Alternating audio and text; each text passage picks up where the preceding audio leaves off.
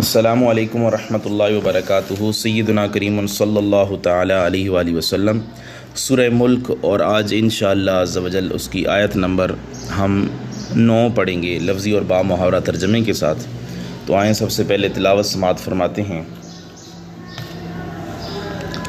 اعوذ باللہ من الشیطان الرجیم، بسم اللہ الرحمن الرحیم۔ قالوا بلى قد جاءنا نذير فكذبنا وقلنا ما نزل الله من شيء إن أنتم إلا في ضلال كبير۔ وہ کہیں گے کیوں نہیں، بے شک ہمارے پاس ڈرانے والا آیا تھا، بس ہم نے اس کو جھٹلایا اور ہم نے اس کو صاف صاف کہہ دیا کہ اللہ تعالیٰ نے تو کوئی چیز نہیں اتاری، تم لوگ کھلی گمراہی میں مبتلا ہو۔ قالو، وہ کہیں گے، بلا، کیوں نہیں، قد جاءنا، بے شک آیا ہمارے پاس، نذیر، ڈرانے والا، فکذبنا، پھر ہم نے اس کو جھٹلایا، وقلنا، اور ہم نے کہہ دیا، ما نزل، نہیں اتاری، اللہ نے، من شیء، کوئی چیز، ان انتم، نہیں ہو تم، الا مگر، فی ضلال، گمراہی میں، کبیر، کھلی گمراہی میں۔ یہاں پہ کنز العرفان کا ترجمہ بھی سماعت فرما لیں۔ جب فرشتے ان سے پوچھیں گے کہ کیا تمہارے پاس کوئی ڈرانے والا نہیں آیا، تو وہ کیا کہیں گے؟ وہ کہیں گے کیوں نہیں، بے شک ہمارے پاس ڈر سنانے والے تشریف لائے، پھر ہم نے انہیں جھٹلایا اور ہم نے کہا اللہ نے کوئی چیز نہیں اتاری، تم تو بڑی گمراہی میں ہی ہو۔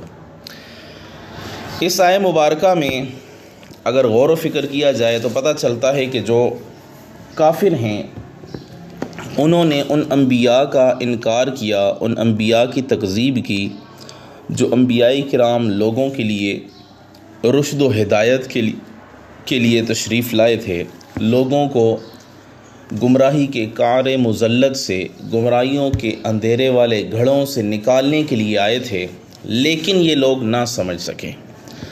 تو ایسے لوگوں کے لیے اللہ تعالیٰ نے یہ فرمایا کہ قیامت والے دن جب جہنم میں انہیں ڈال دیا جائے گا تو فرشتے ان سے استہزاء کے لیے پوچھیں گے، کیا تمہارے پاس کوئی ڈرانے والا نہیں آئے گا؟ تو وہ کہیں گے جی ہمارے پاس ڈرانے والا آیا، لیکن بس ہم نے اس کی بات نہیں مانی۔ ایک اور جگہ سورہ زمر کی آیت نمبر 71-72 میں بھی اللہ تعالیٰ نے ارشاد فرمایا، وَسِيقَ الَّذِينَ كَفَرُوا إِلَىٰ جَهَنَّمَ زُمَرًا حَتَّىٰ إِذَا جَاءُوهَا فُتِحَتْ أَبْوَابُهَا وَقَالَ لَهُمْ خَزَنَتُهَا أَلَمْ يَأْتِكُمْ رَسُولٌ مِّنكُمْ يَتْلُونَ عَلَيْكُمْ آيَاتِ رَبِّكُمْ وَيُنذِرُونَكُمْ لِقَاءَ يَوْمِكُمْ هَٰذَا قَالُوا بَلَىٰ وَلَٰكِنْ حَقَّتْ كَلِمَةُ الْعَذَابِ عَلَى الْكَافِرِينَ۔ اور کافر جہنم کی طرف ہانکے جائیں گے گروہ، یہاں تک کہ جب وہ پہنچیں گے اس کے دروازے کھولے جائیں گے جہنم کے، اور جہنم کے دروغے ان سے کہیں گے کہ تمہارے پاس تمہیں میں سے وہ رسول نہ آئے تھے جو تمہارے رب کی آیتیں پڑھتے تھے اور تمہیں اس دن کی، یعنی آج کے دن کی ملاقات سے ڈراتے تھے؟ وہ کہیں گے کیوں نہیں، مگر عذاب کا کول کافروں پر جو ہے وہ ٹھیک اترا۔ اور پھر قیل ادخلوا ابواب جہنم خالدین فیہا فبئس مثوی المتکبرین، فرمایا جائے گا داخل ہو جاؤ جہنم کے دروازوں میں، اس میں ہمیشہ رہنے، تو کیا ہی برا ٹھکانہ ہے متکبرین کا، تکبر کرنے والوں کا۔ تو پتہ چلا جن لوگوں نے جو ہے وہ اللہ اور اس کے پیارے پیغمبروں کو اور ان کی ہدایات کو جھٹلایا تو ان کے لیے قیامت کا سخت عذاب ہے۔ اور انسان یہ گمان کرتا ہے کہ شاید وہ دنیا میں ویسے ہی بھیج دیا گیا ہے، بس کھیل تماشے کے لیے، کھائے پیے، اپنی فیملی بڑھائے، اولاد، جائیداد، عزت، آبرو یہ بڑھاتا رہے اور مال جائے، ایسا نہیں ہے۔ اللہ فرماتا ہے اَيَحْسَبُ الْإِنسَانُ أَن يُتْرَكَ سُدًى، کیا انسان یہ گمان کرتا ہے کہ اسے ایسے ہی چھوڑ دیا جائے گا؟ اس حکمت والے، اس شان والے رب نے اسے ایسے ہی پیدا کر دیا ہے، اس کے پیدا کرنے کا کوئی مقصد نہیں ہے؟ ایسی بات نہیں ہے۔ اللہ نے فرمایا افحسبتم انما خلقناکم عبثا وانکم الینا لا ترجعون، کیا تم یہ سمجھتے ہو کہ ہم نے تمہیں بیکار عبث پیدا کیا ہے؟ وَأَنَّكُمْ إِلَيْنَا لَا تُرْجَعُونَ، اور تمہیں ہماری طرف لوٹ کر نہیں آنا۔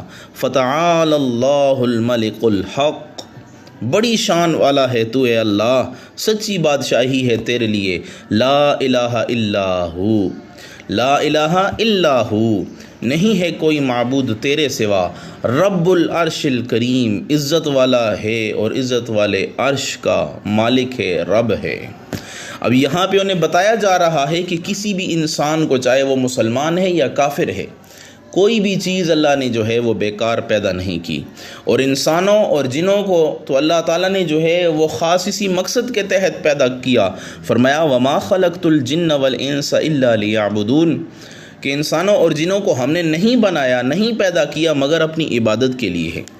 تو عبادت کے ہی ذریعے جو ہے وہ انسان اور جنوں کا شرف ہے، عبادت ہی کے ذریعے وہ رب تعالیٰ کا قرب حاصل کر سکتے ہیں، اللہ تعالیٰ کے احکامات پر عمل پیرا ہو کر اور اس کے نواہی سے بچ کر ہی اللہ تعالیٰ کا قرب حاصل کر سکتے ہیں۔ جس طرح کہ ایک حدیث میں آتا ہے وَمَا يَتَقَرَّبُ إِلَيَّ عَبْدِي بِشَيْءٍ أَحَبَّ إِلَيَّ، کہ میرا بندہ جو میرا قرب حاصل کرتا ہے اس میں سب سے پسندیدہ چیز جو ہے وہ یہ ہے، حدیث کا مفہوم ہے کہ وہ فرائض پر عمل ہے۔ اس کے بعد میرا بندہ جو ہے وہ نوافل کے ذریعے میرا قرب حاصل کرتا رہتا ہے، یہاں تک کہ حتی احبہ، یہاں تک کہ میں اس سے محبت کرنے لگتا ہوں، اور جب میں اس سے محبت کرتا ہوں پھر میں اس کے کان بن جاتا ہوں جس سے وہ سنتا ہے، میں اس کی آنکھیں بن جاتا ہوں جس سے وہ دیکھتا ہے۔ یہ بخاری شریف میں حدیث موجود ہے۔ تو یہاں پہ یہ پتہ چلا کہ اللہ تعالیٰ کا اگر کوئی قرب حاصل کرنا چاہتا ہے تو وہ عبادت کے ذریعے ہے، اور انسان ساری زندگی عبادت کر سکتا ہے اور اس میں کوئی تھکاوٹ بھی نہیں آ سکتی۔ اس کو یوں سمجھیں کہ اگر ہر کام اللہ تعالیٰ کے حکم کے مطابق کیا جائے، اللہ کے منع کردہ کاموں سے بچا جائے، حضور علیہ الصلوۃ والسلام کی سنتوں کو ہمیشہ عملی جامہ پہنایا جائے، کبھی بھی حضور علیہ الصلوۃ والسلام کی سنت سے منہ نہ موڑا جائے، تو یوں سمجھیں کہ انسان جو ہے وہ حضور علیہ الصلوۃ والسلام اور اللہ تعالیٰ کی اطاعت میں موجود ہے، اور وہ اطاعت ہی جو ہے وہ اس کی عبادت ہوگی، اور اس کا سونا بیٹھنا جاگنا، اس کا چلنا پھرنا کہنا گفتگو کرنا معاملات کرنا اگر سارے کتاب و سنت کے مطابق ہیں تو وہ سارے کے ساری عبادت ہیں۔ قیامت والے دن جتنی سالہ اس کی زندگی ہوگی اتنی سالہ اس کی عبادت بھی ہوگی۔ اللہ سے دعا ہے اللہ تعالی ہم سب کو سمجھ کی توفیق عطا فرمائے، آمین برحمتک یا ارحم الراحمین۔